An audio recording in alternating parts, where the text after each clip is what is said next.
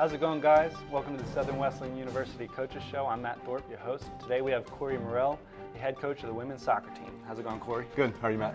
Good. We're going to jump right in. You're 3-3 to start the season. How's it going for you guys? Good. I think it's been a good start for us. We've 3-3, so we've been both sides, wins and losses, but we've grown as a team. I think one of the difficult parts of our sport is that we come in for preseason and 2 weeks later we're jumping into season. So I think often it takes us 4 or 5 games to really get a good feel for the new players, positions, the flow of the game, and how we want to kind of proceed through the rest of the season. And I feel like we're finally starting to hit our stride where we're starting to figure out where people can best impact our team and the flow of the game. So it's a good start, but it's only the beginning. We got a long ways to go.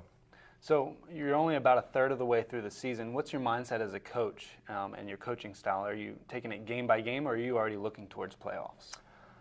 Yeah, it sounds like the typical coach's answer to say it's day by day. But obviously we all have in the back of our minds what we want to accomplish at the end of the season. But we say before every practice and often, nothing else matters but right now.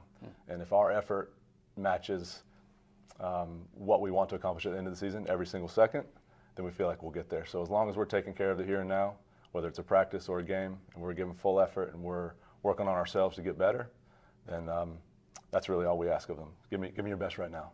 So what might a typical practice look like for you guys in season? Depends a lot on the day of the week. We have about 1 day a week where we're practicing that doesn't come the day before a game or the day after a game. So that one practice, typically Mondays, is super intense, super high pace, where we can really get their fitness up. We try to keep their heart rate high the whole time, so everything is very physically demanding that day. If it's the day before a game, we go intense, but it's much shorter. So we want to get our rhythm up, get a sweat going, and go over a few tactical things that we'd like to employ in the next game. Day after game is pure regeneration, so we're trying to get back to the muscles, slow jogs, body weight type stuff. It's really uncomfortable for the players at times, but it makes them feel better the next day. So that's kind of how the week progresses for us. So you said it, you're just hitting your stride. What are some successes you've had early on? Some areas you've seen your team, prove themselves? Learning to have a little bit of patience with the ball is an area we've grown. Last year and then early this year, when we would get the ball, we wanted to kind of be quick in going to goal.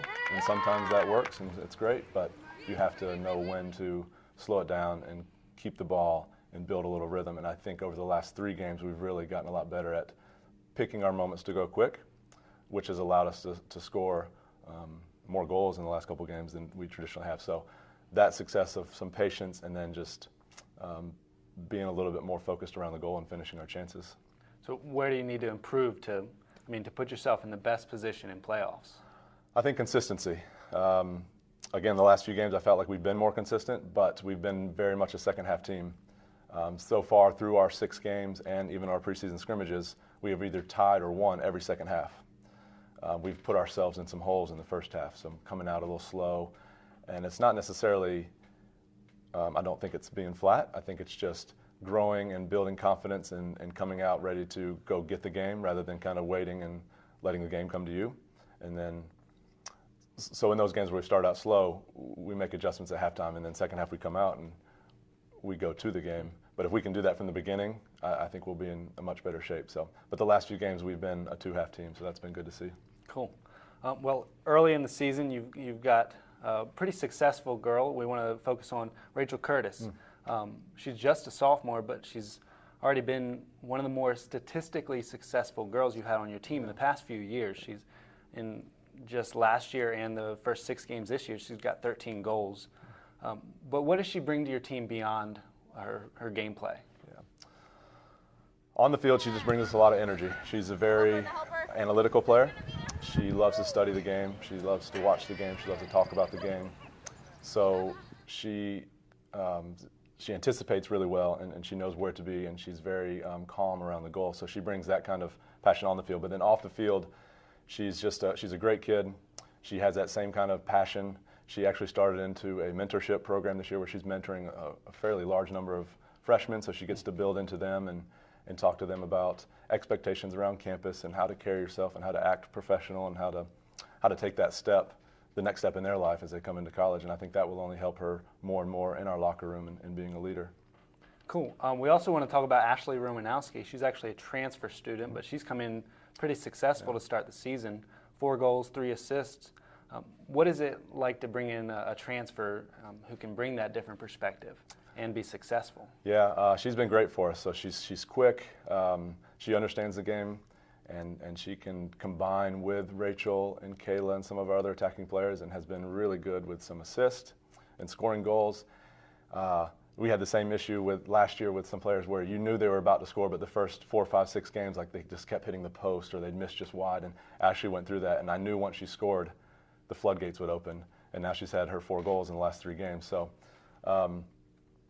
she's another great player. She's doing great things for us, and it's been nice to have her as another threat up top for us.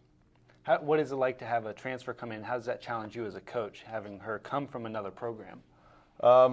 I think just they have, when they're transfers, and, I guess even high school players and stuff could have it too, but they have their ways of doing things from their old school, and you're trying to sell them on a different way of doing things maybe.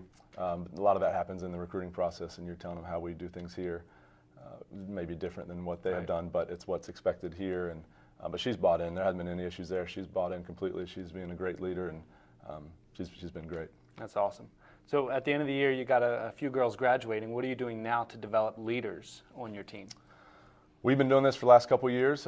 We hit it really hard in the spring, but we're doing it about every other Friday. Now we do leadership training.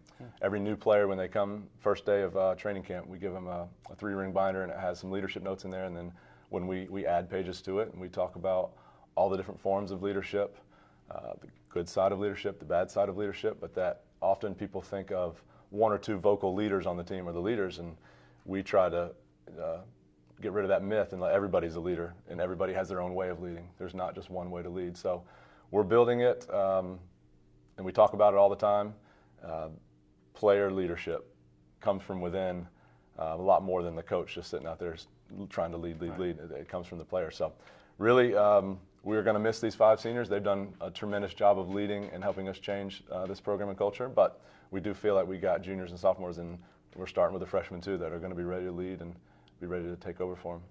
Well, that's neat to be able to develop them as leaders, as people, so it's beyond soccer. Yep. At the end of the season, you want to look back and say it was a successful season. What is your goal? If you could sum it up simply. I think that we have no regrets, that we played as hard as we could, that we did everything that we could possibly do within our power, within the things that we can control. Sometimes winning and losing isn't in your control. Sometimes you just come up against a better team. But if we play as hard as we can and have the focus that we should have, and we love each other, and we serve each other, and we are committed to one another, and we care more about the people sitting around us than we do ourselves, then I think we'll look back and say, it was a successful season. That's awesome. It's neat to see a team so committed to being less, selfless. So thank you for your leadership, and thanks for joining us. Thank you. Appreciate you having me. Thanks for watching. Be sure to join us next time on the Southern Wesleyan University Coach Show.